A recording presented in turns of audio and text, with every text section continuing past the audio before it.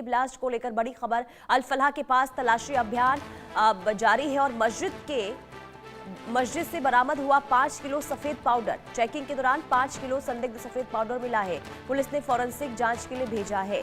तो मस्जिद से बरामद हुआ है 5 किलो सफेद पाउडर और चेकिंग के दौरान 5 किलो ये संदिग्ध सफेद पाउडर बरामद हुआ है। हालांकि अभी पुलिस की ओर से फॉरेंसिक जांच के लिए इसे भेजा गया है। रिपोर्ट जब सामने आएगी इसके बाद ये पता चल पाएगा कि आखिर जो ये सफेद पाउडर है वो आखिर क्या है, क्योंकि अल फलाह यूनिवर्सिटी जो लगातार देखिए सवालों के घेरे में और ऑपरेशन को अंजाम देने को लेकर जो तमाम साजिशें रची गई है, इसमें अल फलाह यूनिवर्सिटी का नाम सबसे आगे है।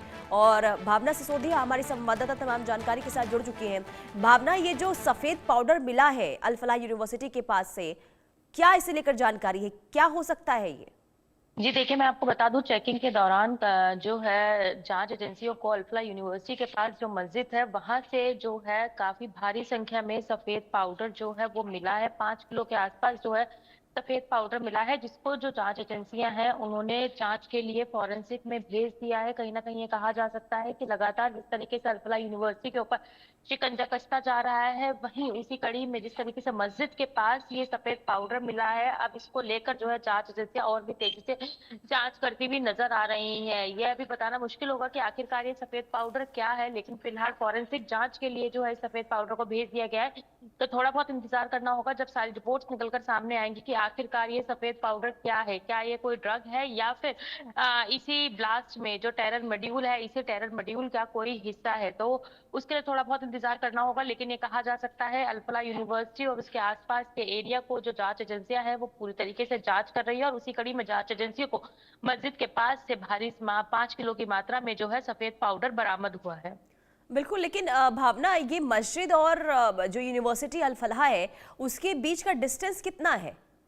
जी मैं आपको बता दूं पुनीता की ज्यादा डिस्टेंस नहीं है, लेकिन जिस तरीके से जांच एजेंसियां लगातार पैर पसारती जा रही हैं और एक के बाद एक जांच की कड़ियों को जोड़ते हुए आगे बढ़ रही हैं, तो कहीं ना कहीं ये कहा जा सकता है कि जांच करते हुए जो है ये पाउडर जो है जांच एजेंसियों को बरामद हुआ है। चूंकि देखा जाए तो अल फलाह यूनिवर्सिटी के ऊपर पूरी तरीके से शिकंजा कसा हुआ है। केवल दिल्ली ही नहीं, दिल्ली से लेके फरीदाबाद, कानपुर और श्रीनगर तक जो है अल फलाह यूनिवर्सिटी के ऊपर जहां शिकंजा कसता हुआ नजर आ रहा है और इस पूरे मामले में एक के बाद एक लोगों की गिरफ्तारी भी करी जा रही है। तो वहीं जांच करते हुए जांच एजेंसियों को अल फलाह यूनिवर्सिटी के पास की मौजूद मस्जिद में ही ये सफेद पाउडर बरामद हुआ था, जिसको लेकर अब आगे की जांच की जा रही है। पाउडर को जांच के लिए फॉरेंसिक लैब में भिजवा दिए गए हैं। तो यानी भावना, अब तक जो जांच पड़ताल हुई है उससे क्या ये समझ आ रहा है कि अल फलाह यूनिवर्सिटी से अब ये सफेद पाउडर मस्जिद के पास रखी गई होगी?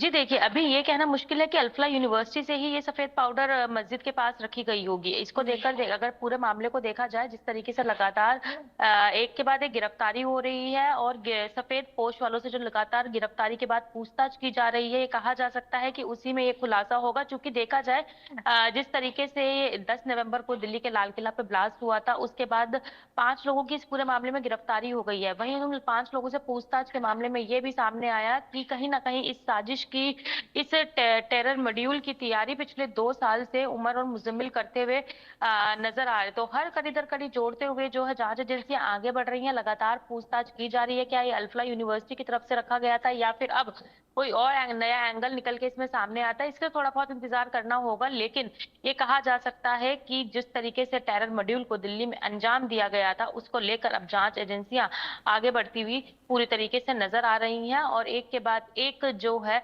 चीजों को खंगालने की कोशिश कर रही है। बिल्कुल, यानी कि देखिए अल फलाह यूनिवर्सिटी से लेकर जम्मू कश्मीर तक लगातार जांच हो रही है, लेकिन आज दिल्ली से क्या अपडेट है?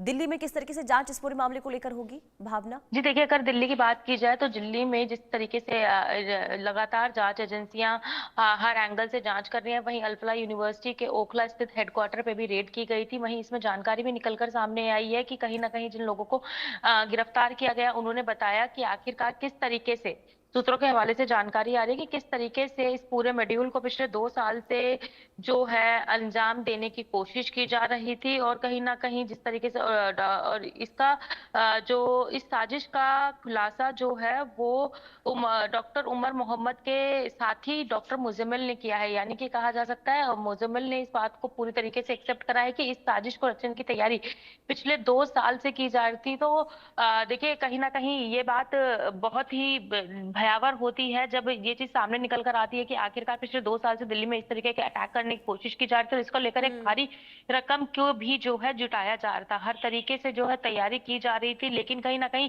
ये चीज भी सामने आई थी कि जिस तरीके से अल्फा यूनिवर्सिटी के ऊपर शिकंजा कसता हुआ नजर आ रहा था, कहीं ना कहीं उसके साथियों की गिरफ्तारी की हड़बड़ाहट में जो है ये ब्लास्ट किया गया। अगर पूरी तरीके से प्लान करके ये ब्लास्ट किया जाता, जैसे सूत्रों के हवाले से ये भी जानकारी सामने आई थी कि 6 दिसंबर को दिल्ली में एक बड़ा धमाका करने की तैयारी थी, तो कहीं ना कहीं कितना ज्यादा भयावह तस्वीरें सामने निकल कर आती है। अगर 6 दिसंबर को पूरी तैयारी के साथ ये किया जाता तो जांच एजेंसियां लगातार गिरफ्तार किए हुए जो डॉक्टर्स हैं उनसे लगातार पूछताछ कर रही है और एक के बाद एक कड़ी को खंगालने की कोशिश कर रही है। वहीं इस पूछताछ में सामने आया है कि जो डॉक्टर मुजम्मिल है उसने जो है इस पूरे धमाके की तैयारी की थी। अब देखना यही होगा इस पूरे मामले में और क्या क्या नई जानकारियां निकलकर सामने आती हैं। बिल्कुल। और देखिए भावना, ये तो अब जांच के बाद सामने आया है कि दिल्ली में जो ब्लास्ट हुआ उसकी की पूरी साजिश जम्मू कश्मीर में रची गई थी और इसके बाद अल फलाह यूनिवर्सिटी जो ऑपरेशन का सेंटर था, यहाँ से किस तरीके से अब केमिकल्स को बाहर निकाला गया।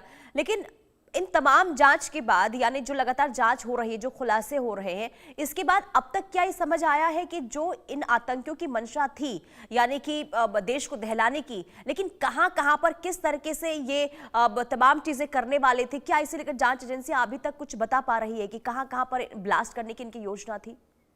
पूरी तो देखिए दिल्ली को लेकर तो कहीं ना कहीं तैयारी चल रही थी, वहीं ऐसे और 2 और ठिकाने थे जहां पर इस तरीके के ब्लास्ट को अंजाम देने की तैयारी जो है ये पूरा टेरर मॉड्यूल करता हुआ नजर आ रहा था। लेकिन वो कौन कौन सी 2 जगहें थी, कहीं ना कहीं हर एंगल से जो है अभी जांच एजेंसियां जांच कर रही हैं। लेकिन सूत्रों के हवाले से जो जानकारी आई है, दिल्ली के साथ और भी राज्य ऐसे थे जहां पर इस तरीके से ढला देने वाला मंजर, ये टेरर मॉड्यूल जो है वो अंजाम देने वाला था। लेकिन ये कहा जा सकता है कि जिस तरीके से दिल्ली की घटना है उसके बाद बाकी जो राज्य हैं वहां पर जो सुरक्षा के इंतजाम हैं वो ज्यादा पुख्ता कर दिए गए हैं। वहीं दिल्ली से भी जो पड़ोसी राज्य हैं उनको भी हाई अलर्ट पे कर दिया गया और चेकिंग अभियान जो है बहुत सख्ती से जो है जारी है, ताकि किसी भी तरीके की और इस तरीके की लापरवाही जो है वो दिल्ली या आस पड़ोस के राज्य में ना हो। ठीक है, अब बने रहिए भावना।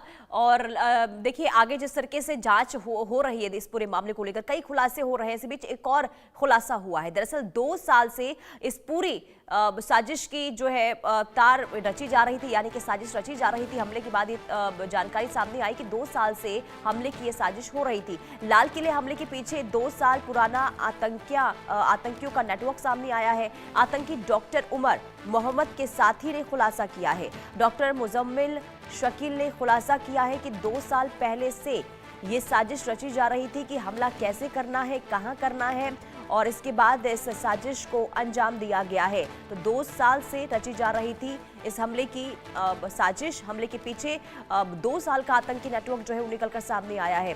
तो ये बहुत बड़ी खबर सामने आ रही है और भावना हमारे साथ बनी हुई है। भावना देखिए, जिसको लेकर लगातार खुलासा हो रहा है कि जो अंजाम दिल्ली में हुआ, यानी कि जिस वारदात को अंजाम दिया गया आतंकियों की तरफ से, ये 1-2 दिन की साजिश नहीं थी, बल्कि लंबे समय से थी इसकी प्लानिंग, और वही हुआ जो वो चाहते थे। बिल्कुल सही है। जिस तरीके से 10 नवंबर को दिल्ली के ऐतिहासिक लाल किले के पास धमाका की घटना को देखा गया, उसका जानकारी निकलकर सामने आई है। सूत्रों के हवाले से जानकारी आई है कि पिछले 2 साल से जो है इस साजिश को रचा जा रहा था। वहीं डॉक्टर उमर मोहम्मद के साथी जो डॉक्टर मुजम्मिल है वो इसके साजिशकर्ता बताए जा रहे हैं। ये कहा जा सकता है कि कोई छोटी मोटी प्लानिंग के साथ ही दिल्ली में इस घटना को अंजाम नहीं दिया गया है।